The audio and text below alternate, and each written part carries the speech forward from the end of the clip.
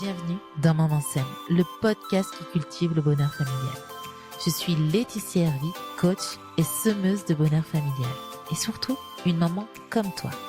Ici, nous allons explorer des moyens de s'épanouir dans notre rôle de mère et de femme, tout en éduquant nos enfants sans s'épuiser ni s'énerver.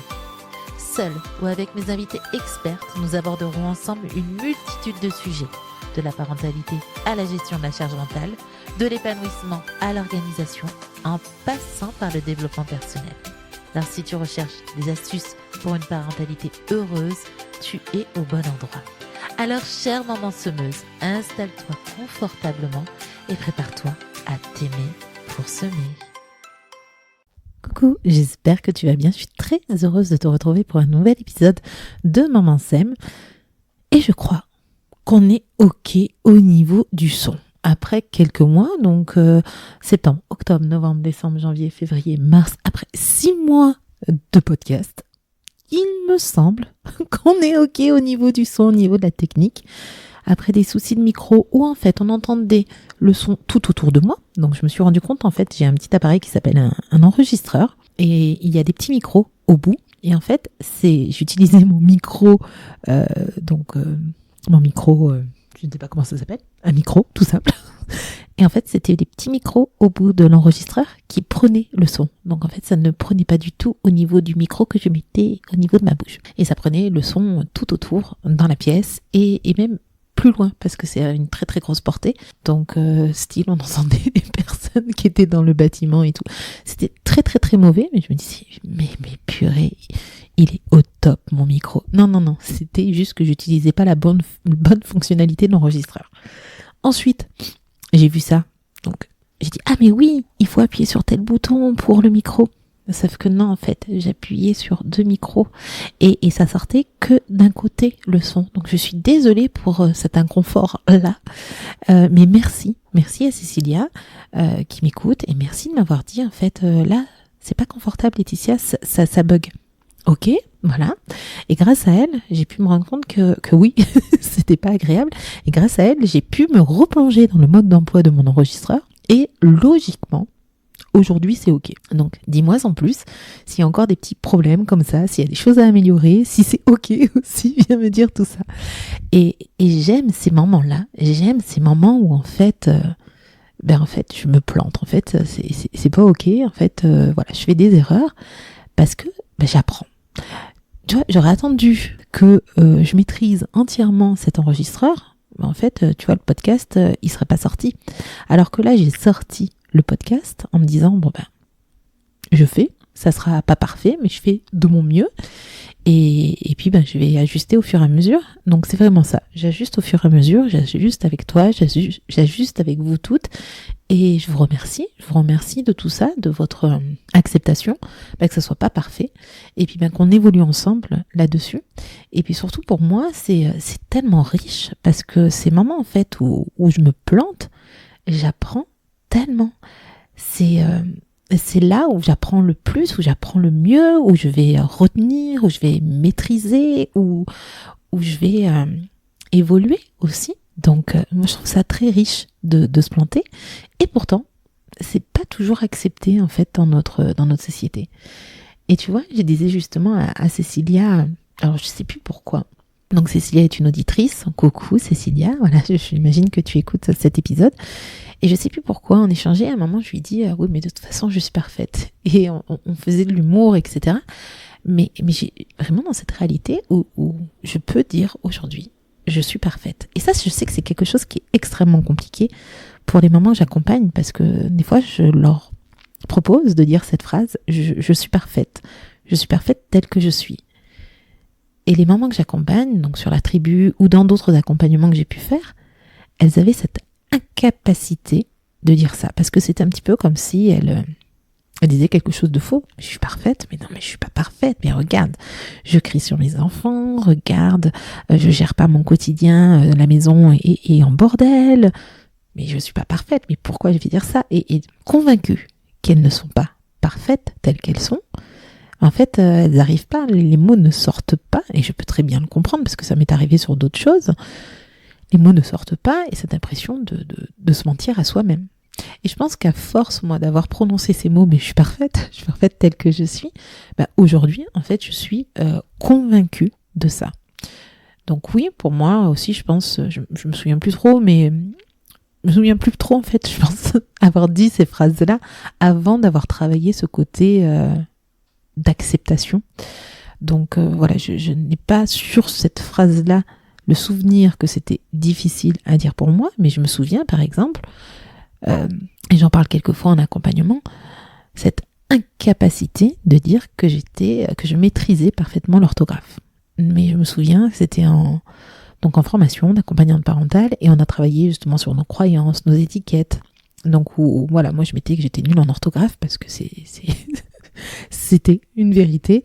Où je me souviens quand j'étais gosse, je rentrais et je disais à mes parents, devinez combien j'ai eu en dictée. Et je le disais avec beaucoup d'ironie et beaucoup d'humour pour pas me faire engueuler. Et mon père il disait 0. Ouais, bravo, t'as trouvé. Voilà, donc j'étais très très très mauvaise en orthographe. Et pour autant, j'ai écrit un blog, j'ai écrit des articles. J'ai commencé en 2019, n'importe quoi. J'ai commencé en 2009, après la naissance de mon deuxième fils, à écrire des articles de blog. Donc, quand je les relis aujourd'hui, je dis putain, il y en a des fautes. Il y a beaucoup de fautes d'orthographe. Mais à force, aujourd'hui, il y a beaucoup moins de fautes. Et puis, en fait, je serais restée sur cette croyance-là. Mais je pense que j'aurais pas écrit et je ferais pas ce que je fais aujourd'hui et je sèmerais pas autant de graines. Mais c'est vrai qu'au démarrage, quand on me disait ouais, c'est un article intéressant, mais c'est bourré de fautes d'orthographe, c'est pas possible. Comme aujourd'hui, on peut me dire c'est un podcast intéressant, mais purée, il n'est pas du tout agréable à écouter. Ok. Et ça, aujourd'hui, je suis capable de l'accueillir et de l'entendre. Quand on me disait il y a quelques années en arrière, c'est bourré de fautes d'orthographe, j'étais carrément figée. Figée parce qu'en fait, ça venait me taper sur une de mes blessures. Ça venait vraiment réouvrir ce truc qui était compliqué pour moi. Et donc, pour revenir justement à ce moment où j'étais en formation d'accompagnante parentale, donc on travaille sur nos croyances. Et là, donc on nous propose de reformuler de manière positive cette croyance-là. Donc il fallait que je dise devant tout le monde, je suis une experte en orthographe. Ou en français, grammaire, je ne sais plus trop quoi. Et là, je me suis levée. Impossible de sortir ces mots. Ces mots ne sont pas sortis de ma bouche. Des larmes, des pleurs, toutes les blessures, tout ce que j'ai pu vivre. Alors ça, c'est bien sorti, mais impossible de sortir ces mots. J'ai réussi tant bien que mal dans les pleurs, dans les sanglots. Et là, je me suis dit, il y a un truc à travailler. Et pendant des semaines, j'ai travaillé cette phrase. Pendant des semaines, j'ai médité. Et je me redisais cette phrase. Je suis une experte en orthographe, je suis une experte en orthographe, je suis une experte en orthographe. Aujourd'hui, j'arrive à te le dire. Et j'en suis profondément convaincue. Je suis une experte en orthographe. Et j'ai trompé mon cerveau et je suis convaincue de ça. Comme je suis convaincue que je suis parfaite. Je suis parfaite telle que je suis. Mais pour moi, en fait, je suis parfaite. Le tel que je suis, il suit automatiquement.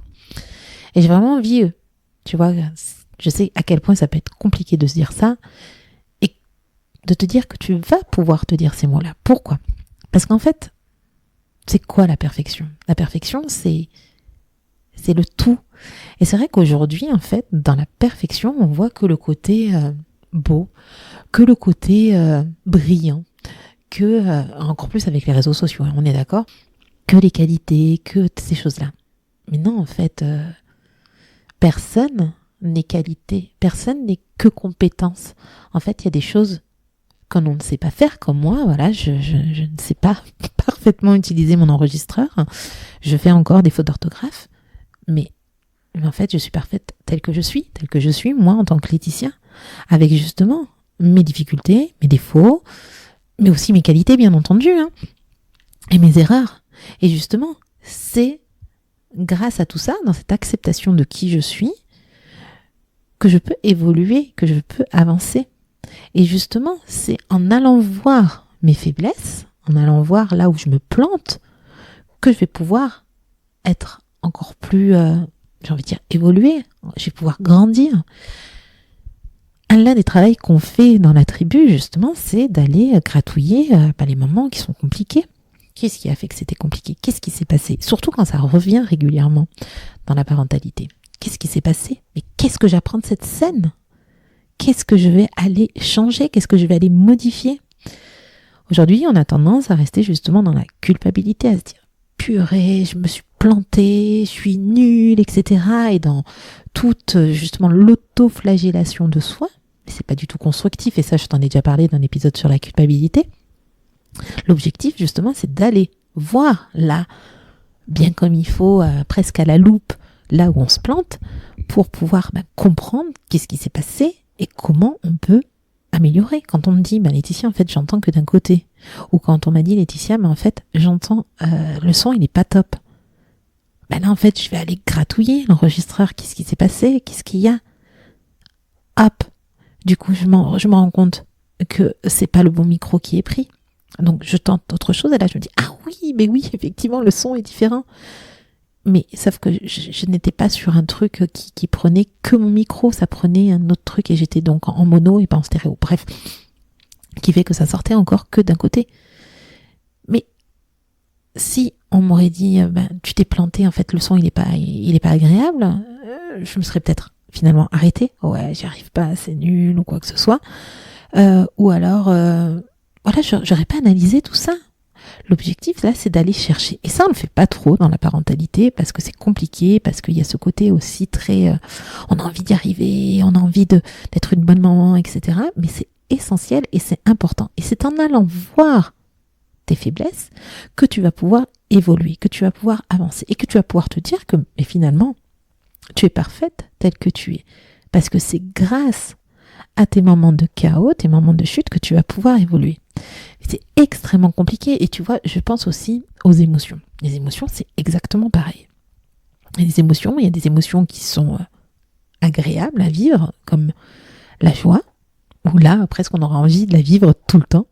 Et il y a des émotions qui sont, alors moi j'aime pas parler de positives ou négatives, donc elles sont désagréables. Pourquoi j'aime pas parler d'émotions positives ou négatives? Parce que toutes les émotions sont importantes à vivre. Toutes les émotions sont utiles.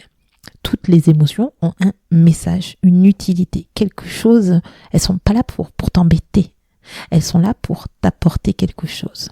La dernière fois, j'étais en atelier et il y a c'était une grand-mère d'ailleurs, qui m'a dit mais moi c'est tellement compliqué, c'était tellement difficile quand mes enfants pleuraient, et c'est pareil pour ma petite fille.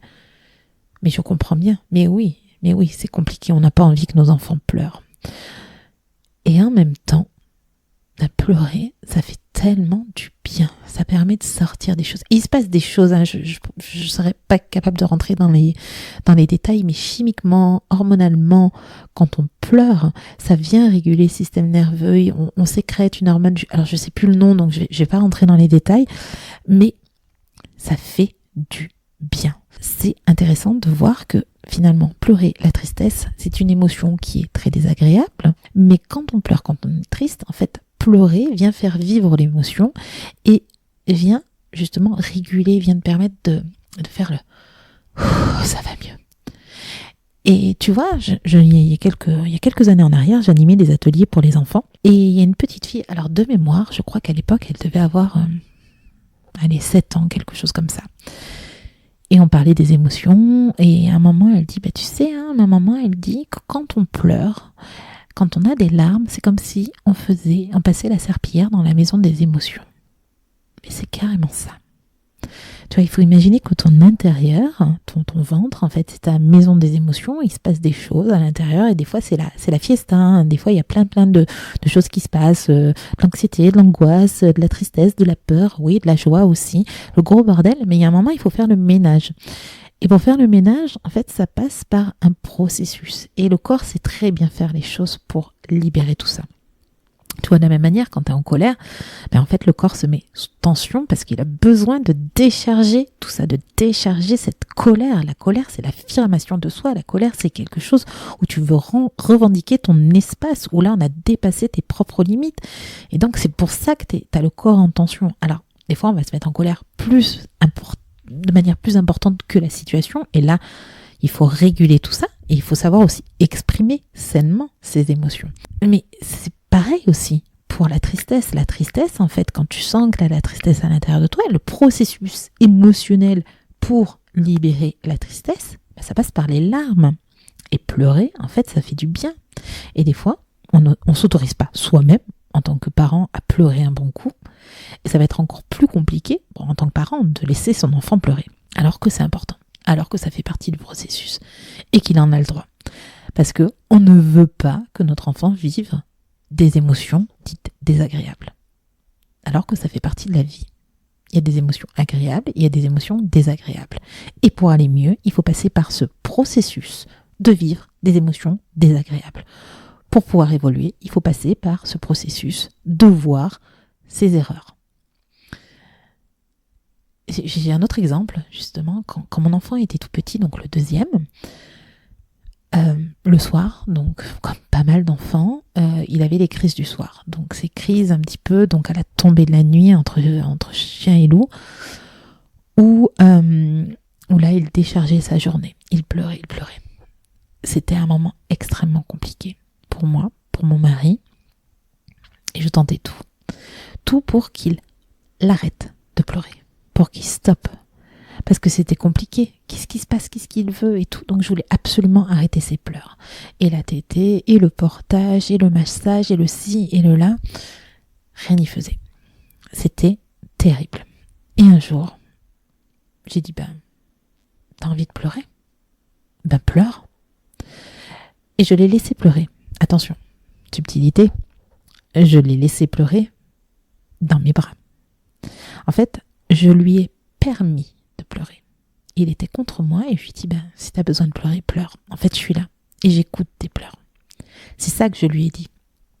Et c'est ça que j'ai fait. J'étais dans cette posture-là et je le suis encore parce que ça a été un très grand apprentissage pour moi. Où en fait, j'accueille chacune des émotions, difficiles soient-elles. T'as besoin de pleurer? Ok, je t'écoute. Pleure. Ça a duré 2 minutes. Il s'est endormi. Parce que là, j'étais vraiment dans cet accueil du pleur et je pense que ce que j'émettais moi aussi comme émotion, au niveau hormonal, au niveau de ma posture, surtout les petits bébés, ils ressentent tout ça, je n'étais plus dans le stress de « mais qu'est-ce que je fais mal? Qu'est-ce qu'il a? De quoi il a besoin ?» Non, c'était pleure quoi, ça te fait du bien quoi. Et c'est vraiment ça. Et aujourd'hui encore, comme je te le dis, moi c'est voilà, quand mes enfants ont besoin de pleurer, viens quoi, pleure. Quand moi j'ai besoin de pleurer, je pleure. On s'autorise plus du tout à vivre ce type d'émotion. On est dans une société du paraître, du beau, beaucoup avec les réseaux sociaux où on voit que des belles choses, donc la perfection et les belles émotions, c'est un peu la mission en fait. Ce qu'on veut, c'est un peu notre cible, ce vers quoi on a envie d'aller. Alors que la vie c'est autre chose. Et justement, pour être dans ce truc, parce qu'on voit beaucoup, et moi-même je suis là-dedans, dans ce cultiver le bonheur familial. Parce que en fait, et c'est important pour moi aujourd'hui de te le dire, en fait, je vois ce bonheur avec le prisme des deux. C'est pas que le positif, c'est la globalité. C'est le positif et le négatif, c'est ça le bonheur familial pour moi. C'est-à-dire que ouais, on va des fois galérer en tant que parent, on va vivre des moments ultra compliqués. Mais qu'est-ce que j'ai appris de ça? Qu'est-ce que je vais faire de ça? Ce moment compliqué avec mon enfant, en fait, il me permet de voir que mon enfant, il a besoin de reconnexion, il a besoin de moments ensemble, que je passe du temps avec lui, je m'arrête et je vais jouer avec lui. Et c'est ça en fait.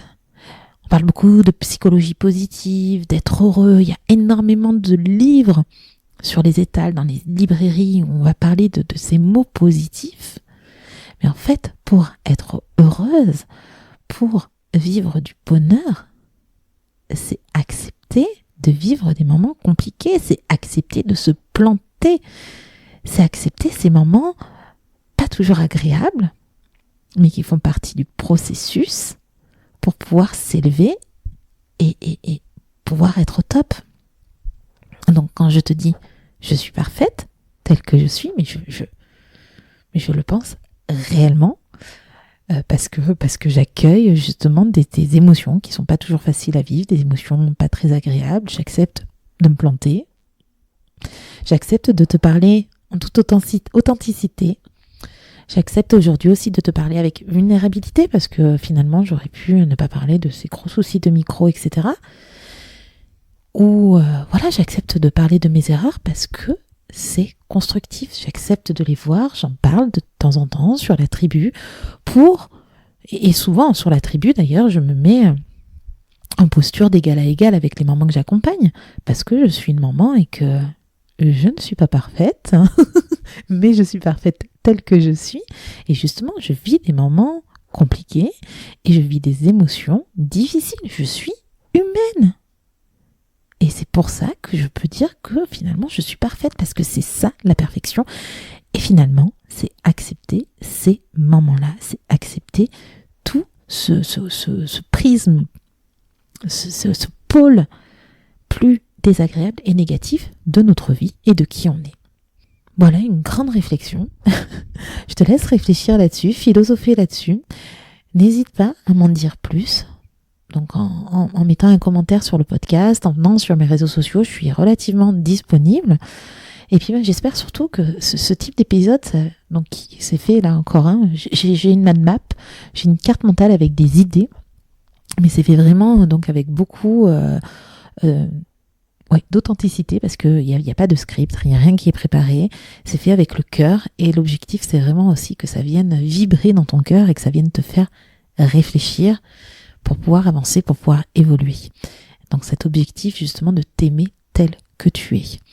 Et d'où le titre aussi du podcast Maman s'aime, c'est s'aimer fortement tel que l'on est, pour mieux semer des graines. Donc j'espère vraiment que voilà, ce type d'épisode et ces mots ont pu impacter à l'intérieur de toi. Comme je te le dis régulièrement, n'hésite pas justement à diffuser autour de toi, à noter le podcast, parce que vraiment ça le soutient. Moi la première, je prends pas toujours le temps en fait de mettre des commentaires, de mettre des notes, etc. Il faut savoir que c'est ça qui nous nourrit en tant que créateur de contenu. Oui, moi je prends énormément de plaisir à faire ce que je fais, je prends énormément de plaisir à partager, à transmettre. Mais j'ai besoin aussi d'avoir ce retour, parce que je l'ai pas là, face à face. J'ai pas ce retour, je sais pas ce que ça a fait à l'intérieur de toi, je l'ai pas toujours, on prend pas toujours ce temps. Et vraiment, ça fait du bien, ça nourrit, ça booste, c'est motivant. Alors oui, il y a une part d'ego, on va pas se mentir, qui a envie de ça, mais faut être sincère en fait, on a tous besoin de ça.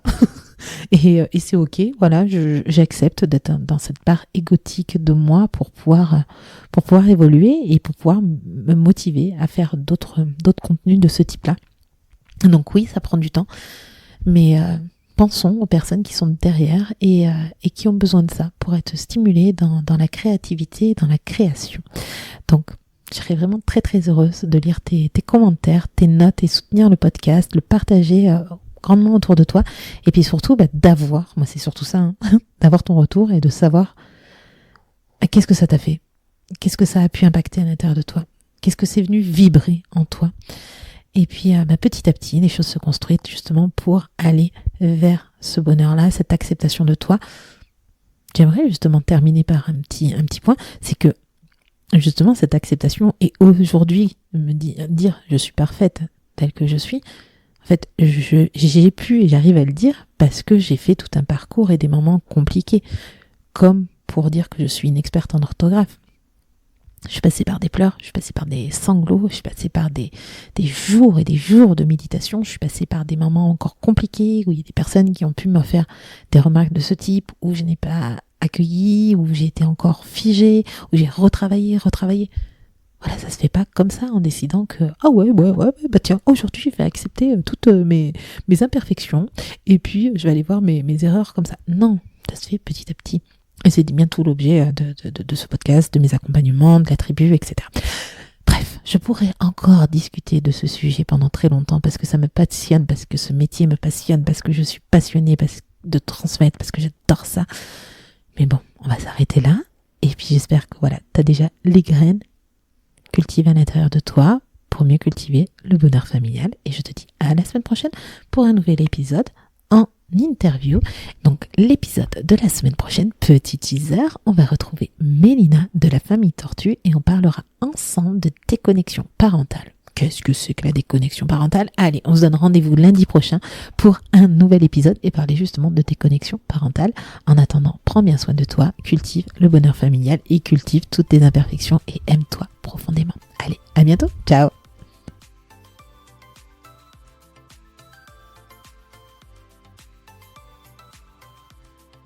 Merci d'avoir écouté cet épisode jusqu'à la fin. Tu retrouveras toutes les notes de cet épisode sur le blog. Je te mets le lien dans le descriptif de cet épisode. Un grand merci également de soutenir Maman Sème en t'abonnant sur ta plateforme d'écoute et en mettant une note et un commentaire. Cela m'aide énormément. Tu peux aussi partager Maman Sème à toutes les mamans qui auraient besoin d'entendre ces paroles douces et bienveillantes. Et puis, si tu as l'impression que ton quotidien de maman ressemble à un château de cartes prêt à s'effondrer, je t'invite à rejoindre la tribu Maman Sème. C'est un petit cocon de transformation pour retrouver l'équilibre familial. Je te mets toutes les infos dans les notes du podcast. Allez, à bientôt!